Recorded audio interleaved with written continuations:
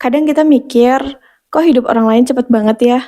Ada yang baru mulai usaha, langsung rame, baru lulus kuliah, langsung dapat kerja, baru nikah, langsung beli rumah. Terus aku gimana? Kerja keras udah, ibadah juga nggak lalai, nggak neko-neko juga hidupnya. Tapi rezeki kayak gitu belum nyampe-nyampe juga. Dan akhirnya tanpa sadar hati kita mulai capek. Bukan karena usaha berat, tapi karena terus-menerus ngebandingin jalan hidup kita itu sama orang lain.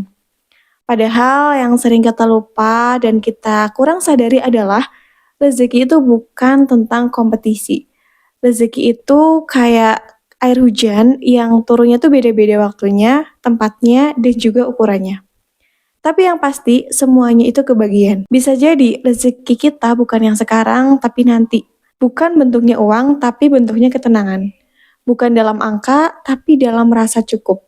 Karena jujur aja ya, banyak orang yang punya angka besar tapi nggak pernah merasa cukup, dan banyak juga orang yang pendapatannya sederhana tapi hidupnya tenang dan juga berkah. Disitulah kita diajarin bahwa ukuran rezeki bukan seberapa banyak yang kita punya, tapi seberapa besar kita bisa bersyukur.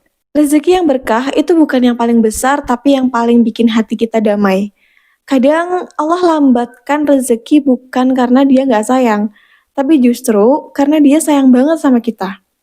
Kita belum siap, kita belum kuat, kita masih ada yang perlu diberesin dalam hati. Bisa jadi, kalau dikasih sekarang, kita jadi sombong, kita jadi lupa diri. Dan mungkin malah kita tuh ninggalin Allah. Biar kita belajar, sabar itu bagian dari rezeki. Tahan dulu, pengen buru-buru. Karena semua udah ada waktunya, dan Allah nggak pernah telat, cuman kita yang sering pengen buru-buru. Rezeki itu bukan cuman datang dari hasil kerja, tapi dari arah yang sering kita nggak sangka. Berapa banyak hal baik yang datang, padahal kita nggak rencanain. Tiba-tiba ada orang bantuin, tiba-tiba ada kabar baik, tiba-tiba dilindungin dari masalah besar, dan itu semua adalah bentuk dari rezeki. Tapi sering kita nggak sadar, karena kita cuma fokus sama hal yang kelihatannya uang, pencapaian, dan juga status. Padahal rezeki yang paling besar itu, kita bisa ngerasain tenang meskipun belum punya semuanya. Karena dunia nggak akan pernah cukup. Yang bisa bikin cukup cuman hati yang penuh dengan rasa syukur. Jadi hari ini, kalau kamu lagi ngerasa rezekimu pelan, jangan buru-buru nyalahin diri sendiri, jangan ngebandingin hidup kita sama orang lain.